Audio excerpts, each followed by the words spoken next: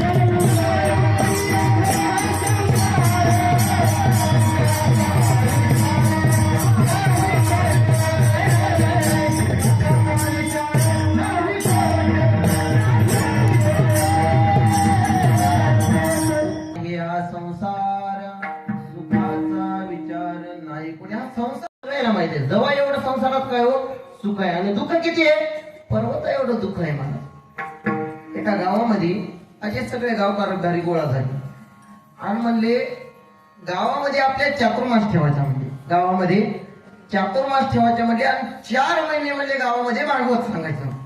4 महिने गाव करायला काय आपली ती आपल्याकडून ती गावाला परवणीच. 4 महिने गावामध्ये काय सांगायचं, भागवत सांगायचं. मग आता भागवत सांगण्याकरता महाराज बघायचे. एक दोन म्हणला अहो महाराजांच्या दक्षिणालयच वाढल्यात सध्या. म्हणली मोठ्याला तो म्हणला मोठ्याले महाराज बघायचेच नाही म्हणला, असे आळंदी पंढरपूरचे महाराज बघायचेच नाही, खेड्यापाड्याचे असे महाराज बघायचे. मधव महाराज, काळबंडी, लहानकर महाराज जवळजवळचे काय करायचे महाराज बघायचे.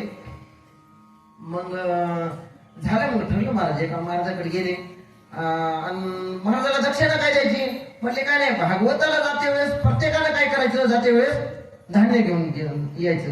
कोण तूर आणायची, कोण मूग आणायचे, जे काय असेल ते काय करायचं, धान्य घेऊन यायचं. आणि 4 महिने जे धान्य गोळा होईल ते धान्यच महाराजाची काय ती दक्षिणा. मग झालं महाराज ठरलं सगळ्याचं. महाराजांकडे गेले. महाराज म्हणले आमच्या गावात तुम्ही भागवत सांगताल का? महाराज म्हणले हो सांगतो म्हणले, काय हरकत नाही. महाराज असे माझ्यासारखी रिकामीच होते. म्हणले सांगतो, काय हरकत नाही. बरं म्हणले दक्षिणा म्हणले महाराज 4 महिने म्हणले जेवढे काही धान्य गोळा होईल लोक जेवढं आणतील ते धान्यच तुमची काय हो दक्षिणा. महाराज म्हणले महाराज अशी माझ्यासारखी जरा अशी समाधानीच होते म्हणजे जेवढं यदृच्छा लाभ संत देईल तेवढ्या समाधानी अशी माझ्यासारखीच होती जरा. मग महाराज म्हणले आता मला भागवत येते आणि तुमची ऐकायची काय इच्छा आहे दक्षिणाचं काय नाही मी तुम्हाला तुमची इच्छा आहे तर सांगतो का भागवत. मग झालं महाराज ठरलं गावामध्ये चांगलं असं स्टेज केलं महाराजाला त्या स्टेजवर असं चांगलं आसन ठेवलं बसण्याकरता आणि झालं. मग गावकऱ्याला सगळ्या सूचना केली भागवत आजपासून भागवत कथा सुरू होणार आहे आणि सगळ्यांना काय करायचं येते वेळेस मोकळ्या हातात नाही यायचं. प्रत्येकानं काय करायचं येता येता 10-10, 20-20 रुपये आणायचे आळंद देऊन महाराज आलेत बा आणि महाराज तर ते काय करायचं धान्य घेऊन यायचं म्हणजे ते जवळचे होते ना मी आळंद देऊन आलेलं आहे म्हणून तर धान्य घेऊन यायचं आणि मोकळ्या हातानं नाही यायचं. झालं महाराज भागवत कथा सुरू झाली आणि मग भागवत करायची असं ती पिशवी पुढे ठेवली आपल्या इकडे थैली म्हणतात पुणे भागात त्याला बोल.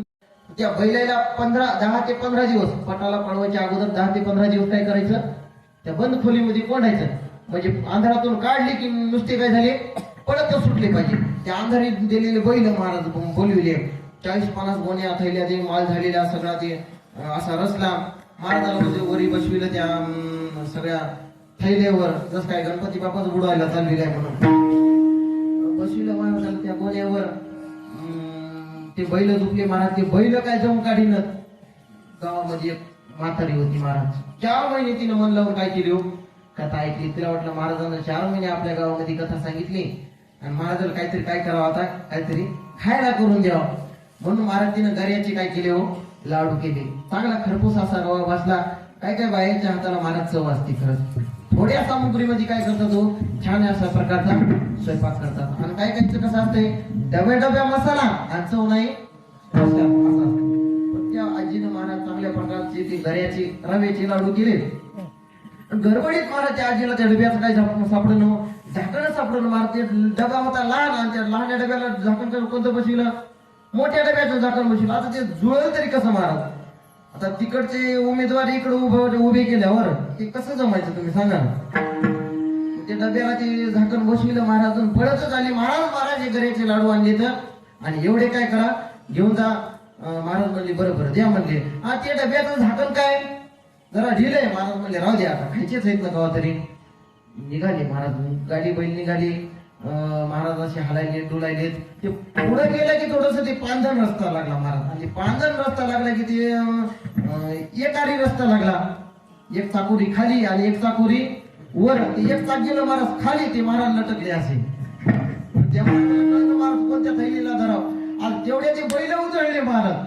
ते बैल गेले पळून ते बैल तिकडे ते हाकणार आहे तिकडं महाराज खाली त्या थैल्याने सुटल्या महाराज. वरच्या 10 थैल्या महाराजाच्या अंगावर ते टना टन करत करत महाराज आ करायले महाराज. त्याकडनं एक लाडू त्या महाराजाच्या तोंडात आणि तेवढ्याच महाराज म्हणले अरे वा वा वा काय शांताबाईचा हात आहे महाराज.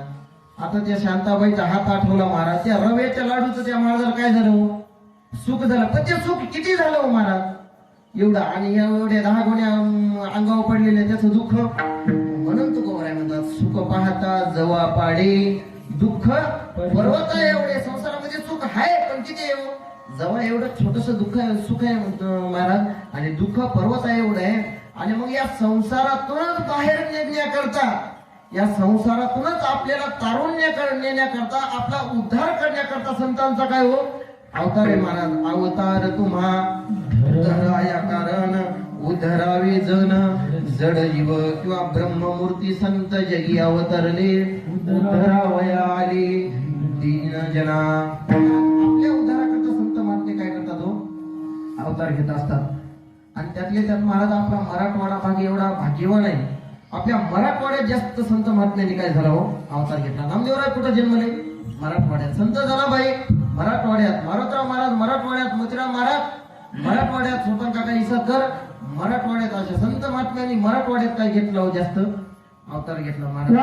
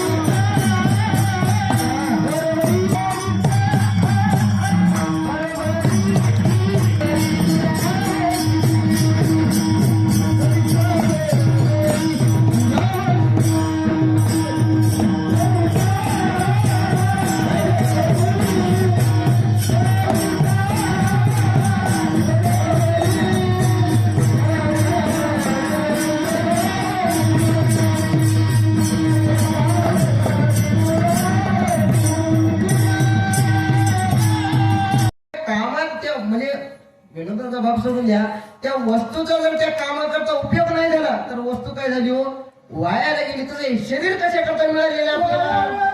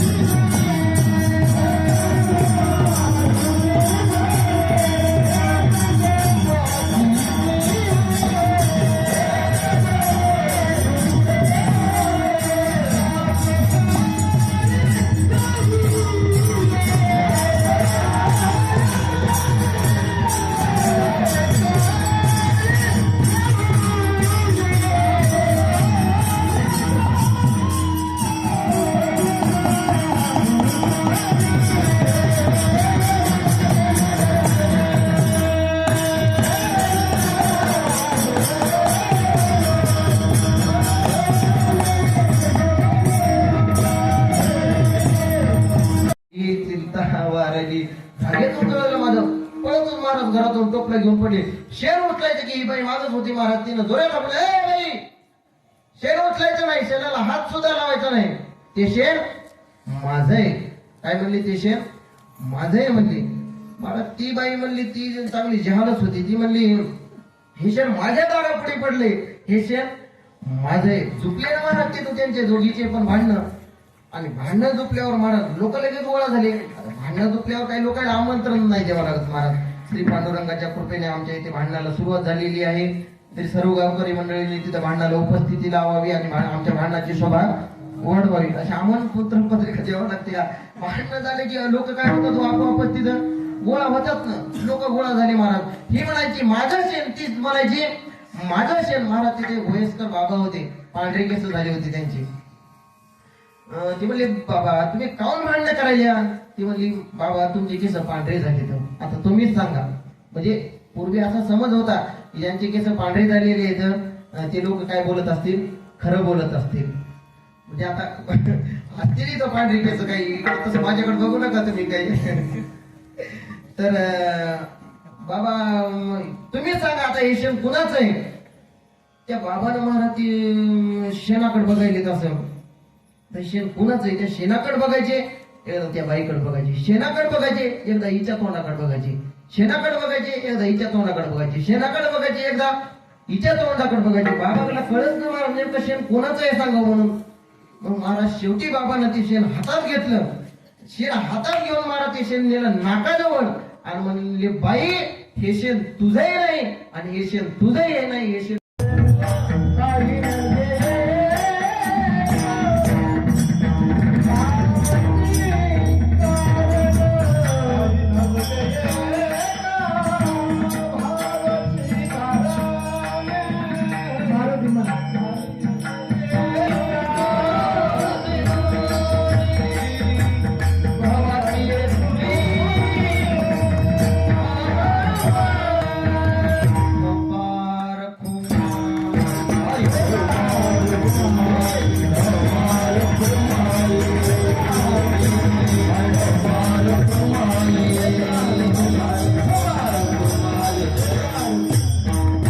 आणि श्री हरिभक्त परायण सतीश महाराज इंगोली आपल्या 2 गावातले हे महात्मे आता पुढे चलून मोठे होणार आहेत, कीर्तनकार होणार आहेत महाराज. तेव्हा आपल्या गावाचं इथे नाव करतील अशी त्यांच्याकडून आपण अपेक्षा व्यक्त करू.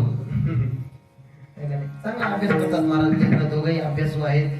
आपल्या गावाचं ते भाग्य आहे. आपले वय तेव्हा झालेली सेवा पंढरीश पांडुरंग परमात्म्याच्या चरणी, हनुमंतरायांच्या चरणी, ज्ञानोबाराय तुकोबाराय ती सर्व संतांच्या चरणी, कीर्तनालोपती सर्व भाविकांच्या चरणी अर्पण करतो. सर्वांच्या चरणी पुन्हा एकदा मनपूर्वक नतमस्तक होतो आणि माझ्या सेवेला पूर्ण विराम देतो. ज्ञानेश्वर